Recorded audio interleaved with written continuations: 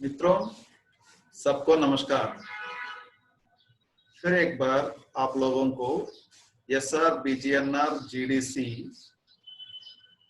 ये KMM languages 2 YouTube channel में आप सबका स्वागत है। आज हम लोग और एक नई कहानी देखने जा रहे हैं। इस कहानी को समझाने के लिए, पढ़ाने के लिए और मैंने आप लोगों के लिए पीपीटी की तैयारी की थी। इसलिए इस वीडियो लेसन को प्रस्तुत करने से पहले मैं इस पीपीटी को शेयर करने जा रहा हूं। ओके, इस पीपीटी में हम किन किन बातों की चर्चा की थी? सुदर्शन और उसका संक्षिप्त परिचय, उनकी प्रसिद्ध कहानी संग्रह और कहानी सच का सौदा, उसका परिचय, कहानी का परिचय और कहानी से संबंधित प्रमुख पात्र और उस कहानी का सारांश। इन सारी बातों पर हमने ध्यान दिए थे और इस कहानी से संबंधित प्रश्न भी यहाँ पर प्रस्तुत किए गए थे। परीक्षा में आप लोगों को इस प्रकार प्रश्न पूछ सकते हैं इस कहानी से संबंधित। ओके, तो प्रश्न इस प्रकार के होंगे कि सच का सौदा कहानी का सारांश लिखिए एक। और इस कहानी में प्रमुख पात्र है पंडित सर्वदयाल। तो पंडित सर्वदयाल का चरित्र चित्रण कीजिए। ओके, और तीसरा प्रश्न हो सकता है ठाकुर हनुमंत राय का चरित्र चित्रण। और एक प्रश्न हो सकता है लाला अश्वंत का चरित्र चित्रण। इस प्रकार माने 3 प्रमुख पात्र है इस कहानी से संबंधित।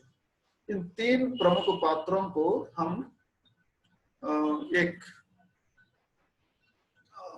माने हर एक आदमी जो है इस आजकल भी इस सोसाइटी में, समाज में अपने आप को एक बार आइडेंटिफाई कर सकते हैं।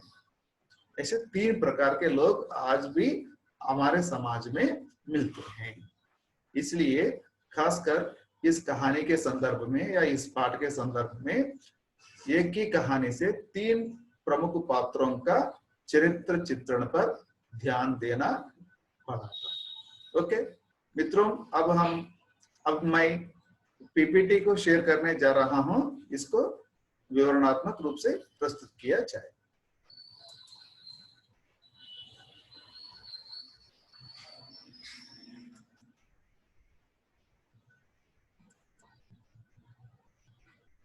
यस, इसको मैं कुछ बड़ा कर रहा हूं। यस,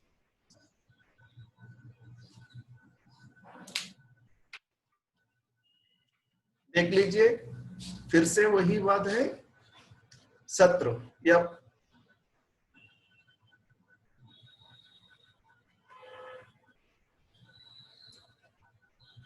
ओके सॉरी सत्र सेमेस्टर को हम सेमेस्टर सिस्टम में चल रहे हैं, तो सेमेस्टर को हिंदी में कहते हैं सत्र। अब किस सत्र में है? प्रथम सत्र, फर्स्ट सेमेस्टर में है। तो यह किसके लिए निर्धारित है? बीए, बीएससी, बीकॉम और बीबीए फर्स्ट ईयर के छात्रों के लिए। ओके, और इसकी स्थिति क्या है? सेकेंड लैंग्वेज हिंदी को यहाँ पर हम द्वितीय भाषा के रूप में पढ़ा रहे हैं। तो इसके लिए निर्धारित किताब का नाम क्या है? गद्य दर्पण। और इस किताब में और एक भाग शामिल किया गया था, कथा सिंधु। ओके, गद्य दर्पण और कथा सिंधु। गद्य दर्पण में हमें निबंध मिलेंगे पढ़ने के लिए पाठ्यक्रम के अंतर्गत। और कथा सिंधु में कहानियां मिलेंगे। तो इन अब तक हम लोगों ने छोटा जादूगर कहानी देख चुके थे, और क्या क्या कहानी आप लोग एक बार याद कर सकते हैं?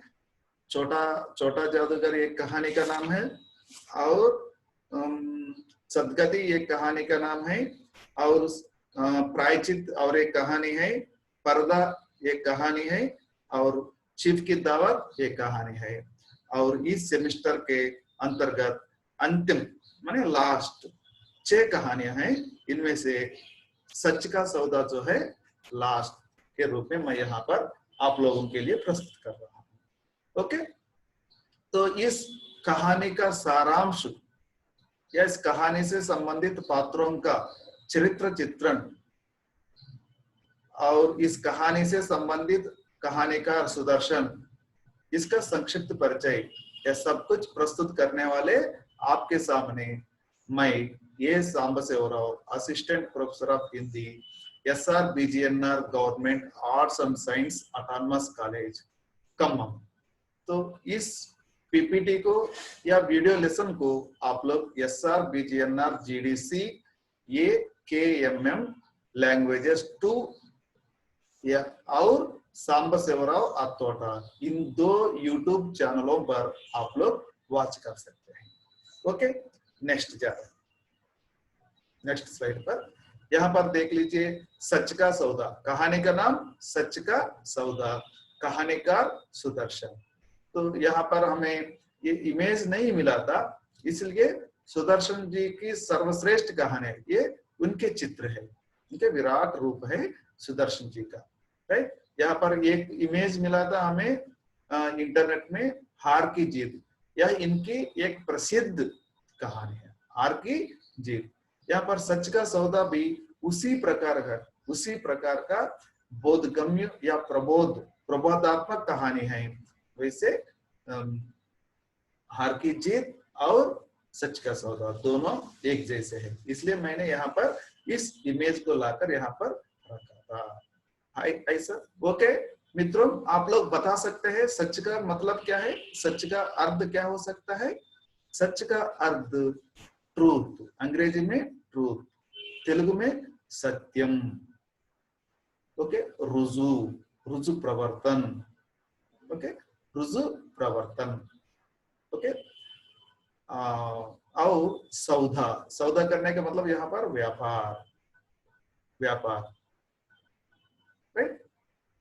नेक्स्ट, तो यहाँ पर सच का सौदा, तो यदि हम व्यापार करते हैं, व्यापार में बैठते हैं, सौदागर में भी बैठते हैं, सौदागर का मतलब उस बिजनेस स्टेशन को या उस प्रोविजन शॉप को बोलते हैं, ओके, उस प्लेस पे जहां हम इन सारी चीजों को एक जगह पर रखकर बेचते हैं, उस हाउस या उस शॉप को हम घर बोलते हैं। ये बड़े बड़े बिजनेस मैग्नेट, कारपोरेट ऑफिस को भी वैसे बोलते हैं। तो यहाँ पर क्या है, सच का सौदा, यदि सौदा भी करना है तो वहां पर सच को नहीं छोड़ना चाहिए, सत्य को कभी नहीं छोड़ना चाहिए। और रामायण में एक तुलसी द्वारा विरचित रामचरितमानस में एक दोहा है, श्री राम के द्वारा और उस रघुकुल की रीति के बारे में कहा जाता है। रघुकुल की रीति सदा चली आई, प्राण जाए बिना वचन ना जाए, प्राण जाए बिना वचन ना जाए। देखिए यहाँ पर माने रघुकुल की रीति के बारे में बता रहे हैं, उसकी पद्धति या परंपरा के बारे में बता रहे हैं। चाहे प्राण भी देने के लिए तैयार है, लेकिन वचन नहीं भूलते, दिया गया वचन जो है कभी नहीं भूलते। वैसे उनके पूर्वज सत्य हरिश्चंद्र, इनका नाम ही सत्य के साथ जोड़ा गया, ओके, उनके नाम के साथ सत्य यह जोड़ा गया। सत्य के लिए कोई एक प्रमाणित पात्र का उदाहरण लेंगे तो सत्य हरिश्चंद्र का लेते हैं।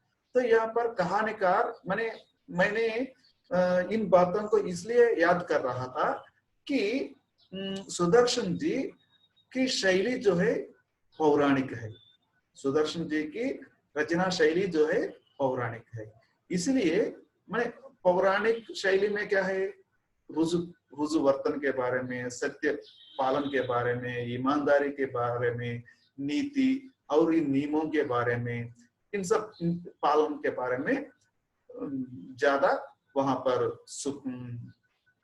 क्या है प्रकाश डाला गया है, इसलिए इसको याद किए थे। अगले स्लाइड पे जा रहे हैं, देखिए सच का सौदा, सुदर्शन का संक्षिप्त परिचय।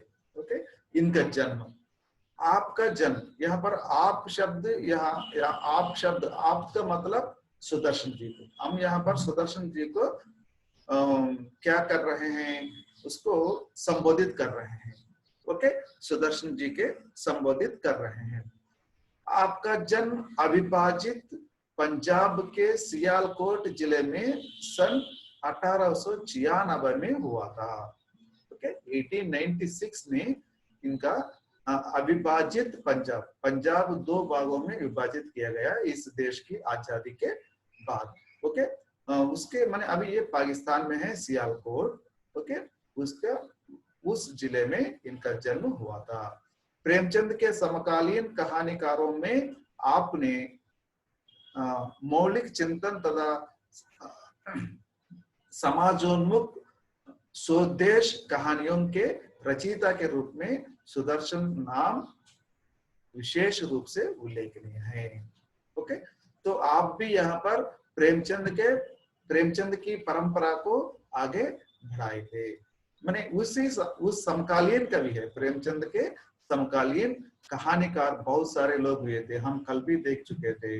ओके, चीफ की दावत लिखने वाले, और वहां पर यशपाल या और उसे भीष्म साहनी, ये सारी लोग जो है प्रेमचंद के समकालीन रहे थे। वे सभी लोग प्रेमचंद की परंपरा को आगे बढ़ाए थे।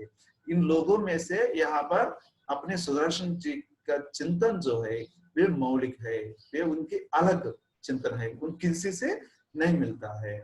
और उसका चिंतन का उद्देश्य भी कैसे रहे, तो समाजोन्मुख, समाज को ऊंचे स्तर पर ले जाने के लिए, व्यक्तियों को ऊंचे स्तर पर ले जाने के लिए, अपने समाज में रहने वाले लोग या समाज कैसे ऊंचे स्तर पर जा सकता है, जब उसका कैरेक्टर, जब उसके गुण, सत्य, ईमानदारी और रुजुवर्तन, ये सब इस पर निर्भर होकर जो लोग आगे चलते हैं उस समाज में उद्धार हो सकता है, उस समाज का कल्याण हो सकता है।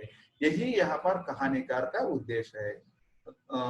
स्वदेश कहानियों को माने समाज को आगे बढ़ाने के लिए प्रगति की ओर विचार करते हुए, प्रगति के साथ विचार करते हुए यहाँ पर माने जनता का उद्देश्य कैसे होना चाहिए, सदुद्देश्य होना चाहिए। जो लोग सदुद्देश्य के साथ कोई भी काम करते हैं वहां का समाज जरूर आगे बढ़ेगा, यही कहानीकार का कहना है। राइट, यही उनका विशेष है भी। उनका विचार क्या है, एक ओर आपकी कहानियां सामाजिक समस्याओं का चित्रण करती है तो दूसरी ओर पाठकों को उपदेश तथा बोध भी प्रदान करती है। देखिए इनकी कहानियों में क्या है, सामाजिक समस्याओं, मैंने समाज में जो समस्या है, अनेक समस्या है समाज में, जनता अनेक समस्या से जुड़ी हुई दिखाई देती है और अनेक घटनाओं से उसे पार करना पड़ेगा। इसलिए समाज में जो अनेक समस्याएं है उन समस्याओं को लेकर वे चित्रित करती है, और दूसरी तरफ पाठकों को उपदेश या बोध, मतलब जैसे एक टीचर, एक गुरु अपने शिष्य को उपदेश देते हैं, या बोध जैसे सूचित करते हैं। बोध का मतलब यहाँ बोध कराना, सूचित कराना, क्या सत्य है क्या असत्य है, और क्या असल है क्या नकल है, क्या अच्छा है क्या बुरा है, यही इसी को कहते हैं उपदेश या बोध। ओके, इसी पर भी ध्यान देती है इनकी कहानियां। माने सामाजिक समस्याओं पर चर्चा जरूर चलती है, और इन समस्याओं को हल करने के लिए, इन समस्याओं से अपने आप को या और समाज को बाहर निकालने के लिए किसकी सहायता लेनी पड़ी, तो सच की सहायता। और रुजुवर्तन की सहायता और सारे गुणों की सहायता लेंगे तो तभी हम अपनी समस्या का समाधान पा सकते हैं। इन बातों को उपदेश, जैसे गुरु अपने शिष्य के लिए उपदेश देते हैं, ओके, गुरु अपने शिष्यों के लिए बोध कराता है, किसी अवगत कराता है, उसी ढंग से यहाँ पर सुदर्शन जी अपने विचार प्रकट करते हैं अपनी कहानी में। अगले स्लाइड में देखिए, सच का सौदा सुदर्शन का संक्षिप्त परिचय, ओके, और यहाँ पर इनका दृष्टिकोण, विचार भी जन्म देख चुके थे और विचार भी देख चुके थे, इनका दृष्टिकोण किस प्रकार है देखिए। सुदर्शन का हिंदी और उर्दू दोनों भाषाओं पर अधिकार था। अभी पाकिस्तान के मैंने उसके आसपास में है, उस टाइम पे मैंने हिंदुस्तान के या भारत के सभी लोग, उत्तर भारत के कितने भी लोग हुए थे और दक्षिण भारत में हैदराबाद के आसपास, हैदराबाद संस्थान में रहने वाले सभी लोग मैंने ये उर्दू भी जानते हैं। उत्तर प्रदेश के बहुत सारे लोगों की मातृभाषा उर्दू रही है, ओके, तो ऐसा नहीं उर्दू मुसलमानों की, ओके, ये मुसलमानों की ही नहीं बल्कि सभी देशवासियों की भाषा रही है, ओके। तो यहाँ पर सुदर्शन हिंदी के साथ साथ उर्दू भाषा के भी अधिकार थे। आप उपन्यास और कहानी भी लिखे थे, माने कहानियों के साथ साथ इन्होंने उपन्यास भी लिखे थे, लेकिन फिर भी लेकिन सफल कहानीकार के रूप में आप विख्यात है। उपन्यास तो लिखे हैं, लेकिन आपकी प्रसिद्धि, आपकी ख्याति किस लिए प्राप्त हुई? एक सफल कहानीकार, एक सक्सेसफुल स्टोरी राइटर के नाम से आप विख्यात हो गए थे। आपका दृष्टिकोण भी मूलतः आदर्शवादी है। आदर्शवाद मीन्स एक मॉडल सोसाइटी की स्थापना करना चाहते हैं, एक मॉडल, एक नमूना के रूप में स्वीकार किए थे। जहां तक इस कहानी से संबंधित है सच का सौदा, इसमें प्रमुख पात्र पंडित सर्वदयाल है। वह भी कैसे एक आदर्शवादी के रूप में प्रस्तुत करना चाहते हैं। समाज में ऐसा नहीं, पंडित सर्वदयाल जैसे व्यक्ति है, जरूर उस टाइम में भी है, इस टाइम में भी है, लेकिन उस टाइप के लोगों को पाना बहुत मुश्किल है, ओके। जैसे कहीं भी उन महान लोगों को हम पाते हैं, वे हमारे लिए आदर्श के रूप में उभर कर आते हैं, आदर्श के रूप में स्वीकार करना चाहिए, एक मॉडल के रूप में स्वीकार करना चाहिए। तो इसलिए इनका दृष्टिकोण जो है मूलतः आदर्शवादी है, जैसा कि प्रेमचंद युग के लगभग सभी कहानीकारों का रहा है। इसलिए हम सतगति को पढ़ते समय प्रेमचंद का परिचय भी देख चुके थे।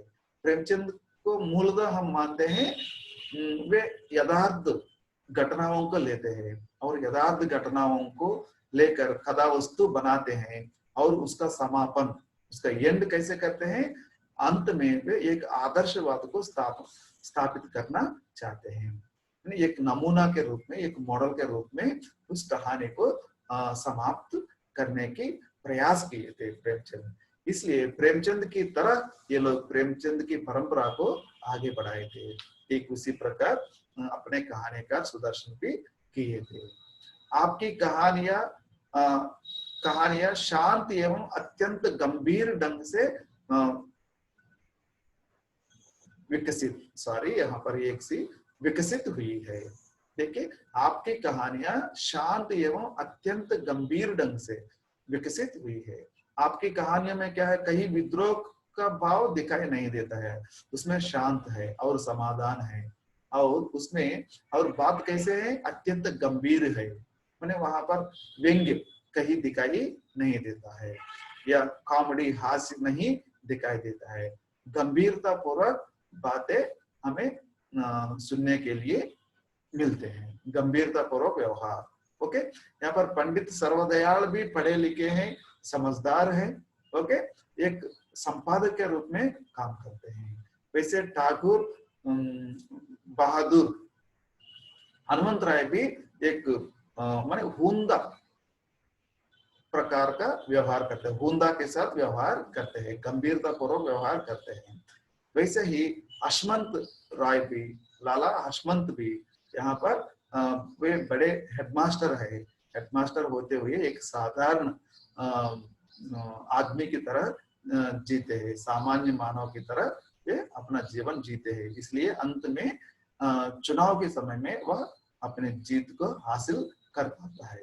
तो इसलिए यहाँ पर हंसी मजाक की कोई स्थान नहीं है, इसलिए अत्यंत गंभीरता पूर्वक विकसित होती दिखाई देती है कहानी।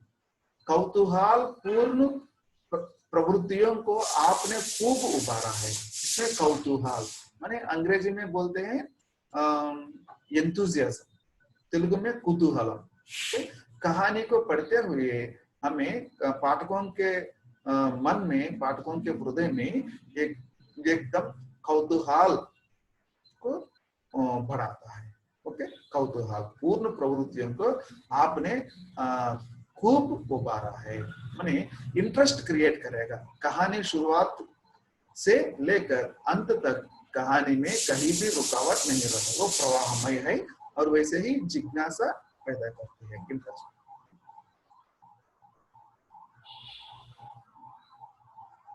और सरसता एवं सहजता बनाए रखने में आप विशेष रूप से सफल रहे हैं। माने एकदम सरल स्वभाव, सरसता माने कॉम्प्लेक्सिटी कहीं दिखाई नहीं देता है। ओके, जो कहना चाहते हैं उस बात को सीधा अपने वाक्यों में, सरल शब्दों में प्रस्तुत करने के लिए प्रयास किए थे। और उसमें क्या है, और आडंबरता नहीं दिखा दे, सहजता। It's very natural communication, very natural communicative skills वहां पर डायलॉग्स ये सब दिखाई देते हैं। Okay, next. और उनकी शैली, ओके, सुदर्शन जी की शैली पहले ही हम एक बार याद किए थे।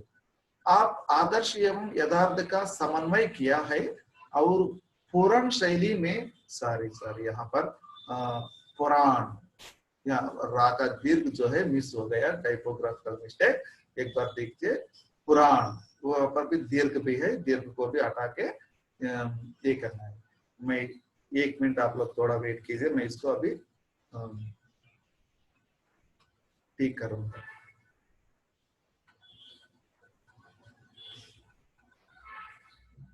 ओके, पुराण शैली में सामाजिक सत्यों का अत्यंत प्रभावशाली एवं अनूठे ढंग से उद्घाटन किया है या किए थे। देखिए, माने यथार्थ का समन्वय, आदर्श एवं यथार्थ, आदर्श को भी कभी नहीं छोड़े थे, आदर्श के साथ साथ यथार्थ, इन दोनों को आप समन्वय करने के लिए कोशिश किए थे। समाज में जो घटनाएं घट रही हैं, तो उन घटनाओं को यथार्थ स्वीकार किए थे, वास्तविक घटनाओं को स्वीकार करके अंत में आदर्श के साथ समाप्त करने के लिए प्रयास किए थे। इसलिए यहाँ पर क्या है, इनकी शैली पुराण शैली, जैसे हमने याद किए थे सत्य हरिश्चंद्र और दानवीर सूरकर्म, जैसे ईमानदार के रूप में और पतिव्रता के रूप में, ये सब कुछ वे साबित करने के लिए प्रयास किए थे। और सामयिक सत्यों का अत्यंत प्रभावशाली, माने सामयिक, उस समय से संबंधित, समकालीन संबंधित तथ्यों को लेकर वे प्रभावशाली ढंग को अपनाते हुए अपने ढंग से, अलग से या प्रत्येक रूप से उसको उद्घाटित करने के लिए कोशिश किए थे। वातावरण प्रधान कहानियां लिखने में आप सिद्धहस्त है। वातावरण प्रधान माने समय के अनुसार, यहाँ पर समय के अनुसार माने समय की मांग क्या है, समय की मांग क्या है, माने अब अपने भारत देश में यह किसका समय है, कोरोना का समय है। सो इस कोरोना से संबंधित कविता लिखते हैं, कुछ लोग लिख रहे हैं, अब ओके, स्टोरी भी लिख रहे हैं, माने लोग कैसे है, लोगों का व्यवहार कैसे है, इसे किस प्रकार वे लोग स्वीकार किए थे, इसको कैसे समझ रहे थे, इसी के बोलते हैं समय पर। ओके, समकालीन। तो वातावरण प्रधान कहानियां, समयानुकूल, ओके, लंबी जीवन में समयानुकूल वे विषय वस्तु को स्वीकार करके कुछ कहानी उपन्यास लिखने के लिए कोशिश किए थे। इसमें आप बहुत सिद्धहस्त है। ओके, सिद्धहस्त मीन्स वेरी वेल टैलेंटेड है। और वस्तुतः इसी कोटि की कहानियों में उनकी कला की वास्तविक अभिव्यक्ति हुई है। वास्तव में ये सब वातावरण प्रधान कहानियां हैं। इस कोटि की कहानी को प्रस्तुत करने में ही उनकी कला का वास्तविक माने और रियल फीलिंग जो है, अभिव्यक्ति यहाँ पर हमारे सामने आती है। और देख रहे हैं सुदर्शन जी की प्रसिद्ध कहानियां क्या है। सुदर्शन जी कहानीकार के रूप में प्रसिद्ध है। भले ही उपन्यास भी लिखे थे, लेकिन मुख्य रूप से कहानीकार के रूप में सुप्रसिद्ध है। इनकी कहानियों का नाम यहाँ पर क्रम से हार की जीत, सच का सौदा, ये दोनों बोधप्रद कहानियां हैं। जैसे एक गुरु अपने शिष्य को बोध कराता है, प्रेरणा देते हैं, प्रोत्साहित करते हैं। ओके, और मुसीबतों में भी, कष्टों में भी सत्य को नहीं छोड़ते हैं, ईमानदार को नहीं छोड़ते हैं। इसलिए हर दम बोध करता दिखाई देता है, सूचित करते हुए दिखाई देता है। राइट। तो इस कहानी में हम कैसे हैं, सत्य के बारे में, सत्य वचन को कभी नहीं छोड़ना चाहिए, इसी बात को बोध कराता हुआ यह कहानी दिखाई देता है। और इस कहानी संकलन इस प्रकार है। पुष्पलता एक कहानी संकलन है, पनघट एक कहानी संकलन है, और नगीने एक कहानी संकलन है, और नवनिधि और एक कहानी संकलन है। देखिए हम अगले स्लाइड में सच का सौदा, सुदर्शन जी की कहानी के प्रमुख पात्र, इस कहानी के हम अभी सच का सौदा कहानी की चर्चा कर रहे हैं। इस कहानी के प्रमुख पात्र क्या है, उसका परिचय भी यहाँ पर प्रस्तुत करना चाहता हूँ। देखिए प्रमुख पात्र पहला वाला पंडित सर्वदयाल, अपने हीरो, ओके, कथानायक। इसका परिचय क्या है, वे संपादक माने बीए तक उच्च शिक्षित युवक है। एक संपादक, उस पत्रिका का नाम रफीक हिंद। किस पत्रिका के संपादक है, संपादक थे रफीक हिंद के संपादक थे। और सत्यव्रत पालन के प्रगतिशील युवक है। सत्यव्रत माने बात प्राचीन काल का हो सकती है। ओके, पुराणों से लेकर वे आदर्श की बात करते हैं, माने सत्य, ईमानदार, ये सब, झूठ नहीं बोलना। ओके, ये सब कैसे है, इसे पालन करना है। क्योंकि वे प्रगतिशील होते हुए भी इन सब का पालन करना यहाँ पर बहुत बड़ी बात है। और वे सद्गुण संपन्न है, यहाँ पर थोड़ा स्पेस बनाना है, सद्गुण और संपन्न, सद्गुणों का संपन्न है। उसकी संपत्ति क्या है, सद्गुण है। वे नाम कमाते हैं और अच्छे पद पर बैठते हैं, लेकिन कहीं भी वे अपने गुणों को नहीं छोड़े थे। वे सज्जन पुरुष है, सद्गुण संपन्न, वेरी गुड कैरेक्टर। इसके संबंध में स्वामी विवेकानंद कहते हैं, जैसे education is the highest characteristics. Okay, जब हम अपने व्यक्तित्व को खो जाते हैं, यहाँ पर सद्गुण मतलब व्यक्तित्व, जब हम अपने पर्सनालिटी, व्यक्तित्व को खो जाते हैं, सब कुछ समझना चाहिए, सॉरी, सब कुछ खोए थे, इसी रूप में समझना चाहिए। ओके, धन कुछ गया तो कुछ नहीं गया, और किसी प्रकार का संपत्ति गया तो भी कुछ नहीं गया समझना। लेकिन जब we lost our when we lost our character, we have to understand that we lost everything. So कहने का मतलब, जब हम अपने व्यक्तित्व को खो जाते हैं, मानना चाहिए कि हम सब कुछ खो गए। ओके, व्यक्तित्व ही सर्वस्व है। इस पाठ की नीति वही है। सॉरी सॉरी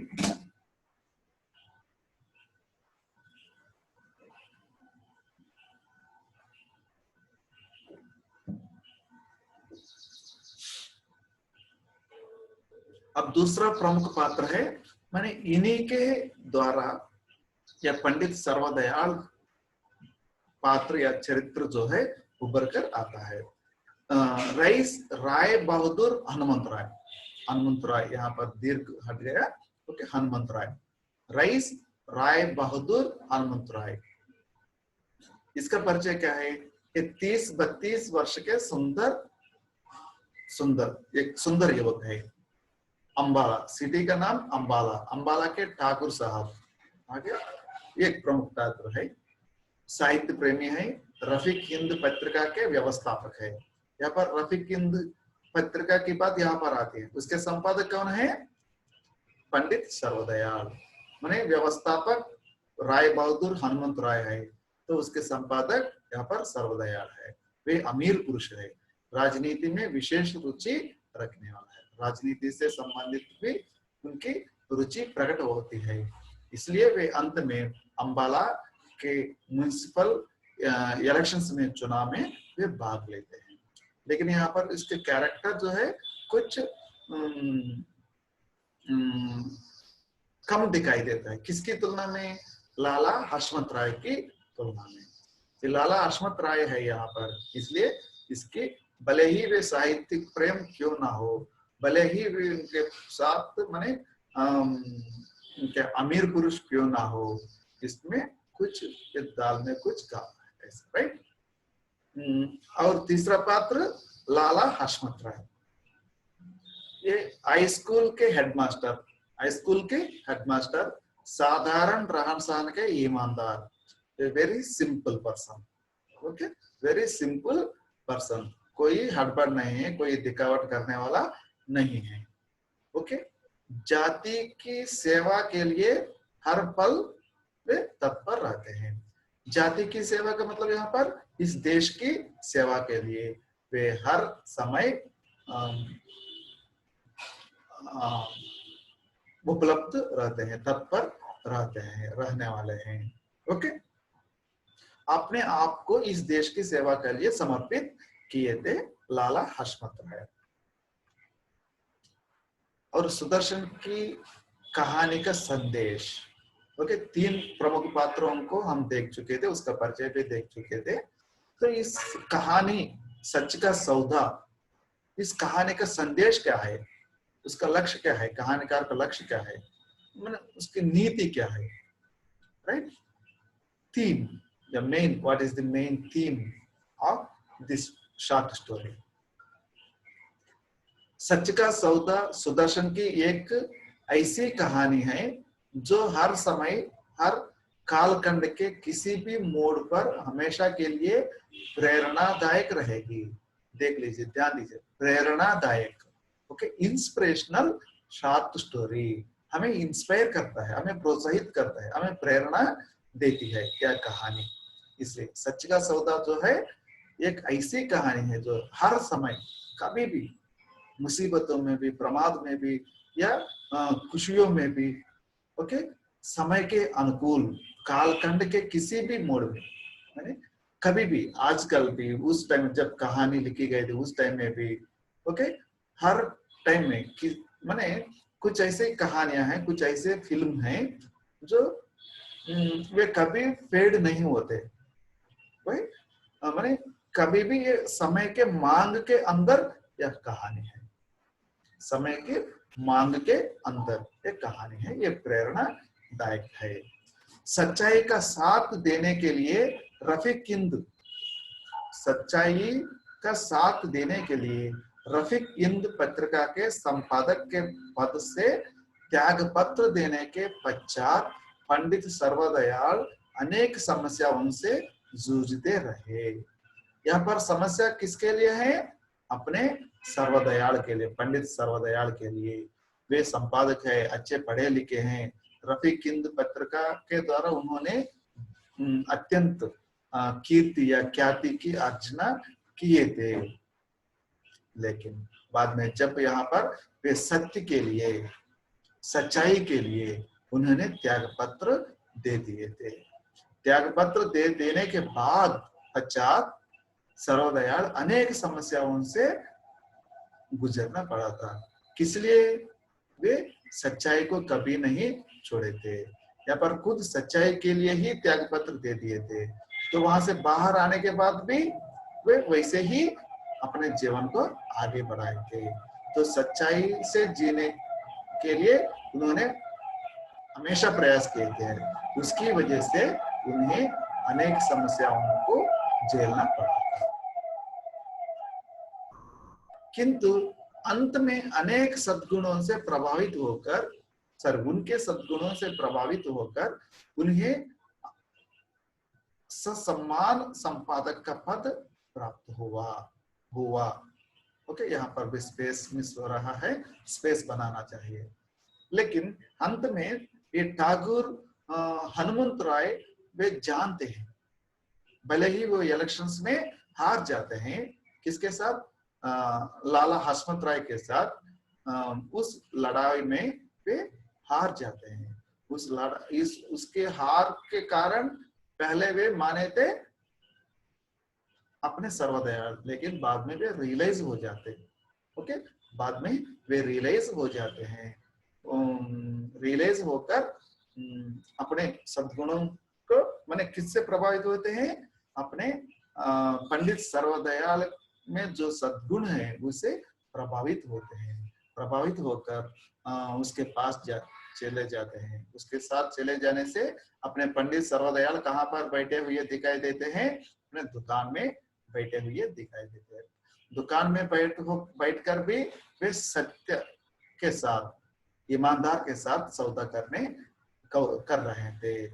इसलिए वहां पर जाकर देखते हैं, माने हम किसी के साथ या किसी के पास काम करना है तो बॉस की बात माननी पड़ती है। माने अपने अधिकार जो है वे अधिकारियों की बात माननी पड़ेगी।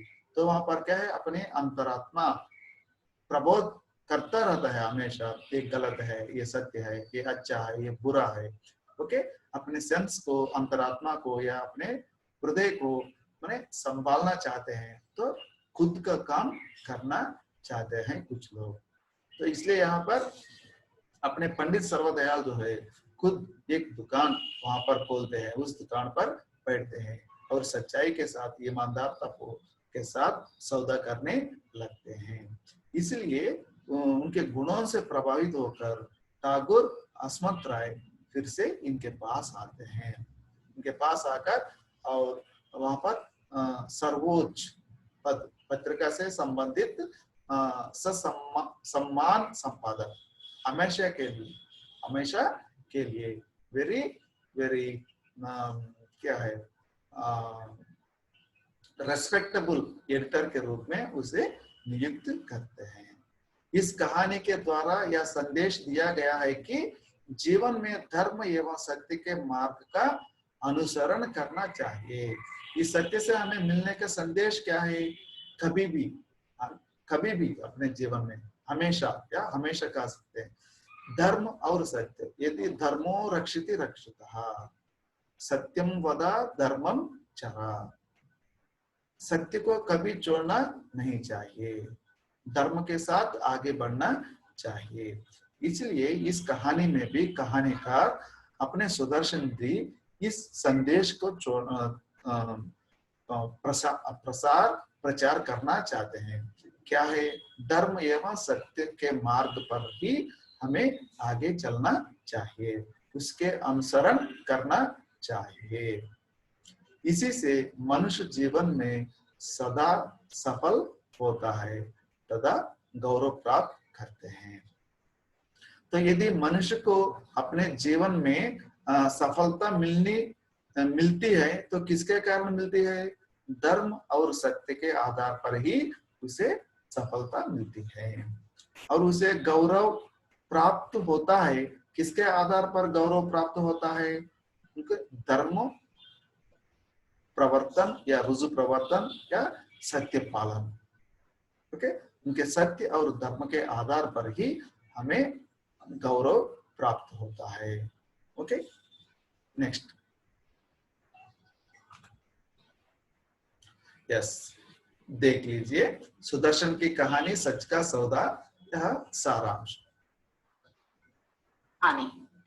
पंडित सर्वदयाल के पिता पंडित शंकर दत्त पुराने जमाने के आदमी थे।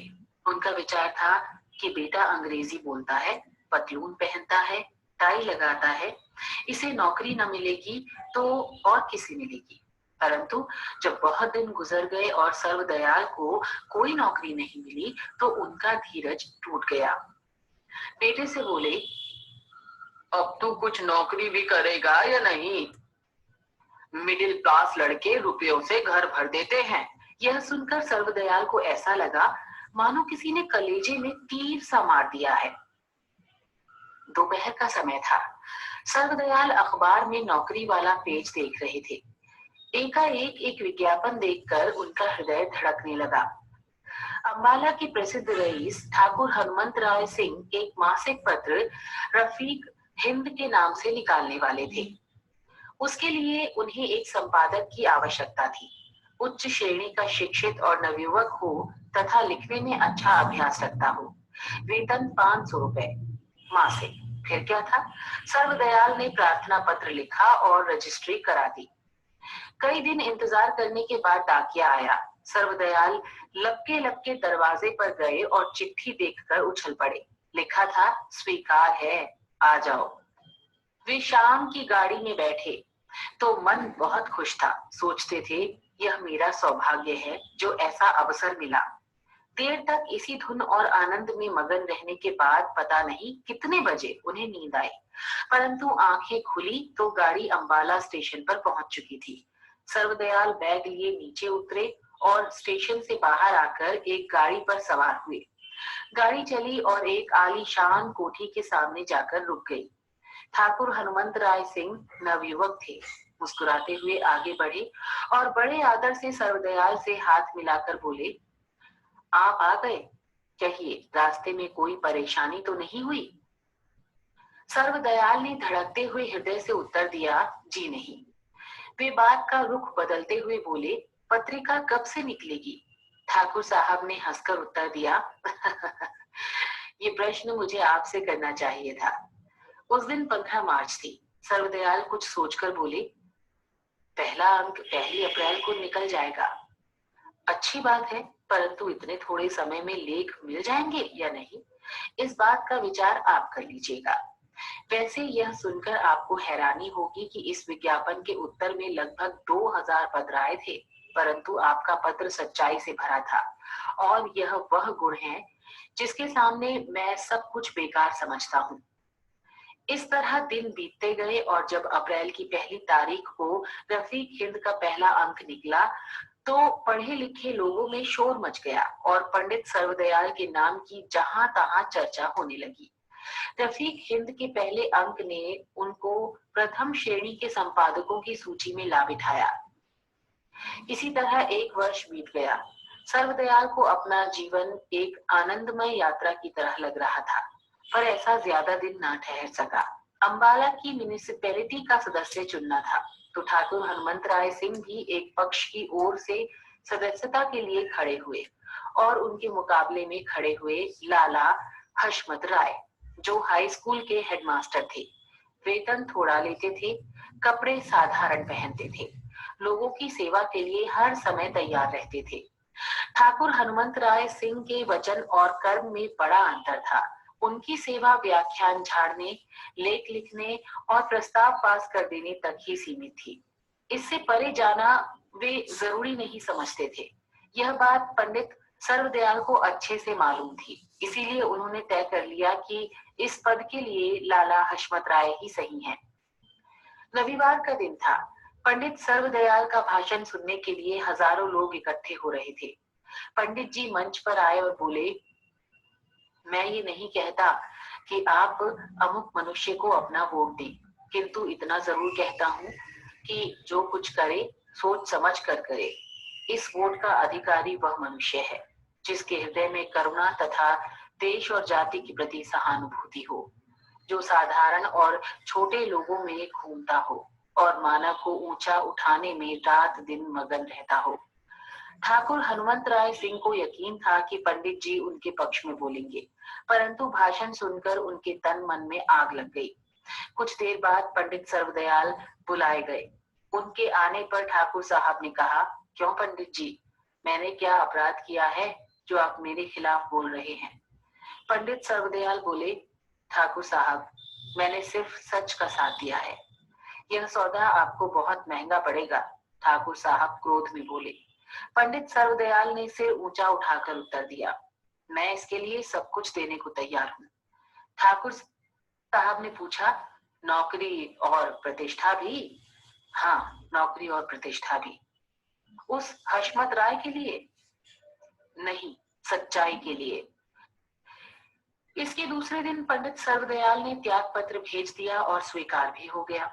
लाला हशमत राय ने ये समाचार सुना तो भागे भागे पंडित सर्वदयाल के पास आए और खूब समझाया कि वे अपना त्याग पत्र वापस ले लें, लेकिन इसका उन पर कोई असर नहीं हुआ।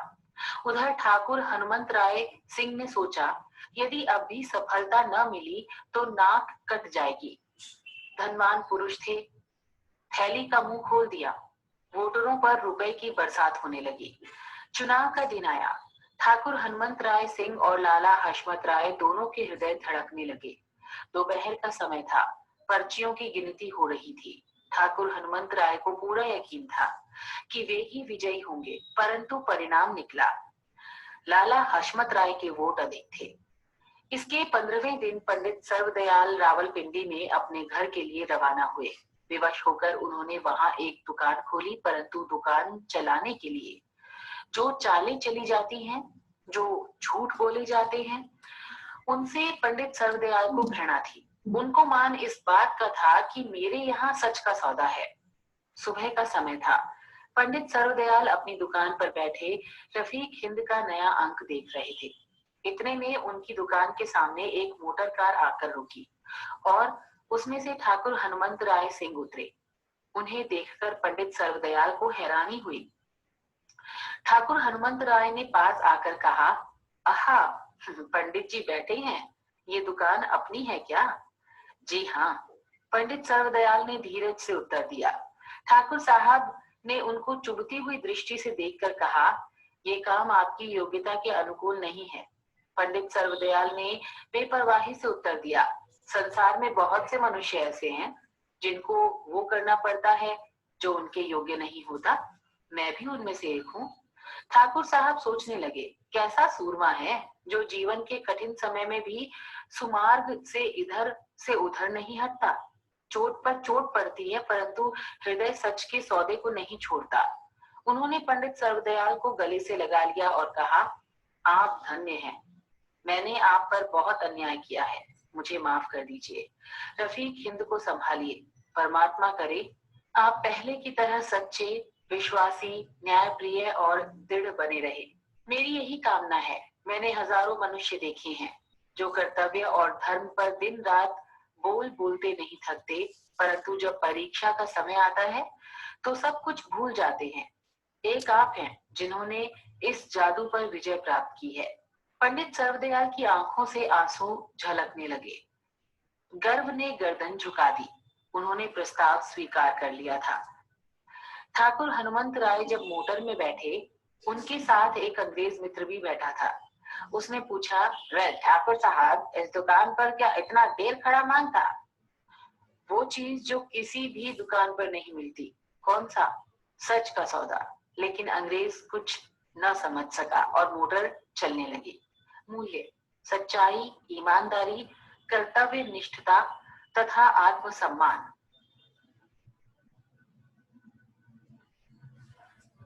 ओके, सुन लिए थे ना? ओके, चाहिए तो और एक बार सुन लीजिए, इससे आप लोग सारांश बना दीजिए। इसी को आपको इसी सारांश को इसी ढंग से सारांश को परीक्षा में प्रस्तुत करनी चाहिए। तो इस कहानी से संबंधित पहले भी कहा गया था कि प्रश्न इस प्रकार होंगे, सच का सौदा कहानी का सारांश लिखिए पंडित सर्वदयाल का चरित्र चित्रण कीजिए, लाला हशमत राय का चरित्र चित्रण कीजिए और राय बहादुर हनुमंत राय का चरित्र चित्रण कीजिए। इसके साथ माने इस कहानी को हम एक कैरेक्टर की ओर सत्यनिष्ठ, अंत में कहा गया था सत्यनिष्ठा और ईमानदारी, सच्चाई, इसको मन इस प्रकार संदेश छोड़ते हुए यह कहानी लिखी गई है। इसलिए आजकल के खासकर विद्यार्थियों में और प्राध्यापकों में भी इसकी जरूरत थी। ओके, जब तक हम सच्चाई को नहीं छोड़ते, अपनी सत्यनिष्ठा को नहीं छोड़ते, हम हमेशा सद्गुण संपन्न बनेंगे। इसलिए यहाँ पर ये क्या है, ये आदर्श है। माने कोई भी यहाँ पर पंडित सर्वदयाल को अपने नमूने में लेकर, अपने मॉडल के रूप में स्वीकार करके या अपने गॉडफादर के रूप में स्वीकार करके सच्चाई के साथ आगे बढ़ सकते हैं। ओके, माने भले ही सच्चाई के साथ आगे बढ़ने वाले शुरुआत में कुछ कष्ट को सहना पड़ेगा, मुसीबतों को झेलना पड़ता है, लेकिन अंततः उसका ही विजय होगी, अंततः वही सफल बनेंगे। माने अच्छे लोग पहले कष्टों को सामना करते हैं, लेकिन अंत में वे उन सारे कष्टों को भूल जाते हैं, बाद में सुख और संपत्ति के साथ रह सकते हैं। राइट, इसके साथ आप लोग इस कहानी को पढ़िए और इस अपने YouTube में इस वीडियो लेसन में आप लोग देखिए और उसमें समझकर इसे अपने जीवन में इसे लागू करने के लिए कोशिश कीजिए। यही कहानीकार का संदेश है, उद्देश्य है। इसलिए ये हमेशा के लिए प्रेरणादायक होगी, ओके, और प्रोत्साहित करने के लिए, यह एक पर्सनालिटी डेवलपमेंट के लिए, ओके, व्यक्तित्व विकास की ओर हमें ले जाना चाहते हैं। हर व्यक्ति हमसे ईमानदारी ही चाहता है। मित्रों याद रखिए, हर व्यक्ति, हम जिसके साथ रहते हैं, हम जिस समाज में हैं, सो हर व्यक्ति, चाहे चोर भी चोर के साथ आगे बढ़ना नहीं चाहते, एक सच्चाई के साथ आगे निकलना चाहते, एक सज्जन के साथ रहना चाहते हैं, ईमानदारी देखना चाहते हैं। ओके, तो इसलिए याद रखिए, तो अपने जीवन में इसे लागू करने के लिए कोशिश करेंगे। इसके साथ हम इस पाठ को या कहानी को समाप्त करते हैं। आप सबका धन्यवाद। Thank you.